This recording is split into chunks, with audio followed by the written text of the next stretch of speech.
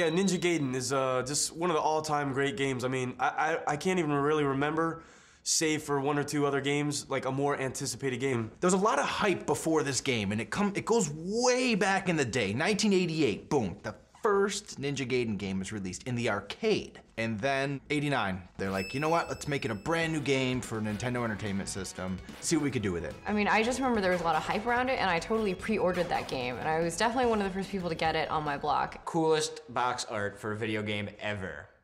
There's like Ryu's on the cover with like, you know, his swords and stuff, and like there's just a city on fire behind him. It's just that opening scene with the moonlight, and it's so dramatic, and even though it was only 8-bit graphics, it's still like, when you see it again, your heart just fills. Catches on like wildfire. Everyone loves it. They do another one, bam, they do another one, bam.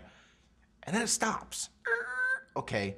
For whatever reason, we're not gonna make any more of these. There were years where people wanted a new Ninja Gaiden, because there's 3 for the original Nintendo, and they're great games, and they kind of hinted at it maybe by putting Ryu Hayabusa into Dead or Alive. You had hardcore Ninja Gaiden fans waiting all that time, all the way until 2004 for a new edition, and it finally came out. You've got this classic 80s title that everybody loves, and finally they update it and bring it to the Xbox in a new modern platform. It was just such a beautifully rendered game. If you look at all the action scenes and the FMVs and the fighting. You had realistic battle action, you have actual ninja moves, you got the combos going on. Nunchucks and dragon swords, and you're slashing heads off and this, and somebody's arm gets chopped off, and you're like, wow, and you're sticking the blade in them and picking them up.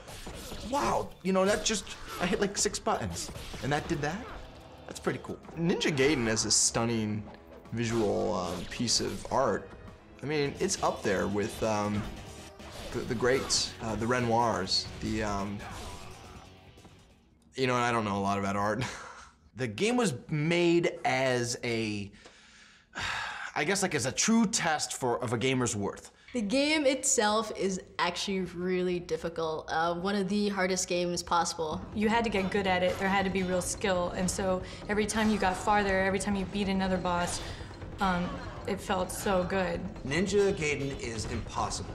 Period. That's all. Easily the hardest game Easily ever. maybe the hardest game in the history I never of beat impossible it. I'm not games. gonna pretend, I'm not gonna lie to you people. It was hard. No, it was so hard. No, I will have to so agree. hard. It was very hard. I remember getting that game and being so frustrated. Too hard? I mean, it's a video game. Like, that's the point, to beat the game. That's what it's about. It's not a cakewalk. It's not dance class. Sorry, guys. Take, for example, like one of your weapons, the bow and arrow. There's no cursor on the screen. There's no crosshairs. I mean, you don't know where you're aiming. You have to learn how to take out enemies by just sheer practice. I respect that in the game, although, I mean, I've thrown a few controllers because of it, but, you know, at the same time, that's gaming. Even the hardcore video game geeks out there were actually just pissed off. It's like, I just spent 50 bucks on this. Nah, I just gotta return it. Anyone that returned Ninja Gaiden because it was too hard is dead to me. You know, there were lines of computer geeks at Walmart to refund it for store credit. You know who returned Ninja Gaiden? Hitler. Hitler thought it was too hard. What do you think about that?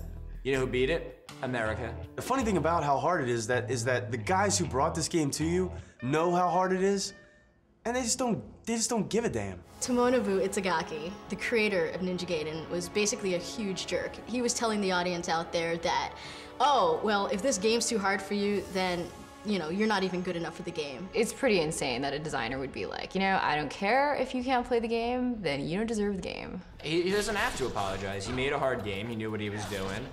Everyone that complained about it is a baby. That's all there is to it. I'm with Tomonobu on this one. I guess it was stern love. It's like having a dad who's like, no, you gotta work for your own car. Walk to school. I ain't teaching you how to throw no baseball. Well, I'm not gonna baby you, son. You're old enough for a job now. That's what the game was like. Oh, you've got to learn tough love from Ninja Gaiden. For the Xbox version of this game, you are, again, still Ryu Hayabusa, but actually you die at the beginning of this game, and you're brought back to life Phoenix style by this spirit eagle. You start the game as every good Japanese adventure saga goes. Your village is burning. You're killed. You're resurrected by some eagle spirit, predating Steven Seagal philosophy. And at that point, you have to go get this demon sword. Gotta find the Dark Demon Sword. That's always been a thing in Ninja Gaiden. There's always some sort of ultimate weapon. Your mission is to find this Dark Demon Blade. Okay, I can dig that. Everyone needs to find a Dark Demon Blade at one point or another. But like, to compete with cyborgs and other ninja, samurai, and some German dudes, some Nazis, I mean, you know, how are you gonna keep up with a plot like that, seriously? Oh, there's a plot to Ninja Gaiden? I'm sorry, I just start the game out, then I die, so I can't really quite figure out the story. Okay, yeah, this game combines cyborgs with ninjas, demons, advanced technology. One of the enemies looked like a jellyfish. There's like this orange thing, like a blob. Then you have the army, the military, right? The military comes in, there's a bunch of friggin' tanks and machine guns, and you're like, what the hell is going on?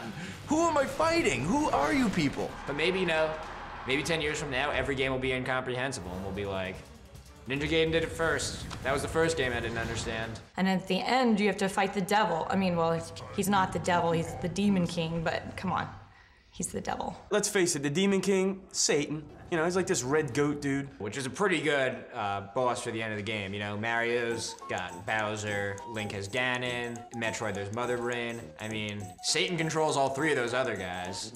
So this is for all the marbles. At one point, you meet these two hot sisters, you know? You're trying to get with one, but then she's busy. She won't give you the time of day because she finds out that her sister's a demon. So that's sad. It's sad when you have to kill your sister because she's become a demon. No family wants to deal with that. The sisters, The evil Rachel sisters and Alma. I was so psyched. I was so Rachel. Who was Rachel? Rachel's a good one.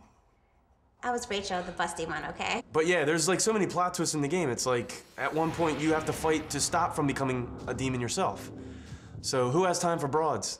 However scantily clad they are. I don't know, one of my favorite parts of the game was ziplining into this crazy village, this cult-like village. I felt all like David Hasselhoff just swinging down and being like, all right, I'm here. I'm barrel-chested and I'm here to save you. One of the cool things about Ninja Gaiden was that there were all these different weapons you could use. I mean, you could play the game through with swords, you could play it through with nunchucks. Let's talk about nunchucks. Okay, nunchucks are fun. They're fun. Any weapons are like accessories. How about the bow and arrow? No, I was a nunchuck fan. I love nunchucks, but how about the bow and arrow? I love the fact that you can take weapons from the bosses. You get to take Rachel's Warhammer. Very cool. You get Doku's Cursed Japanese Swords, which are really awesome weapons. When you can stab someone and then suck their soul, it was like, boom, boom, boom. And you saw the essence coming out of them. You know, that's pretty cool. Well, when you kill enemies in Ninja Gaiden, their souls come out and kind of like hover above their bodies, and then you can pick up their souls, collect them, and use them as currency. A little strange. It's like I kill some enemies and I collect their essence to use as money for shopping. One of the things I liked best about Ninja Gaiden was collecting scarabs, and basically you could find these little gold bugs to give to an aged shopkeeper in exchange for items. If you collect all 50 of these things, then you actually get Ninja Gaiden, the original Ninja Gaiden that you can play within the game. And you know, maybe you weren't able to beat it when you were 7 or 9, and you can go back now and play it on your Xbox. That's so cool. That's definitely hot. That's really cool. After you beat this game, actually, like that's good enough for like a yellow belt in ninja school. Like it's good. It's a good start. If you're interested in being a ninja, I'd recommend playing Ninja Gaiden. It's good to be a ninja. It's hard to be a ninja, but being a ninja is the only way to be. If I learn anything from Ninja Gaiden, it's that violence doesn't solve everything. It solves most things.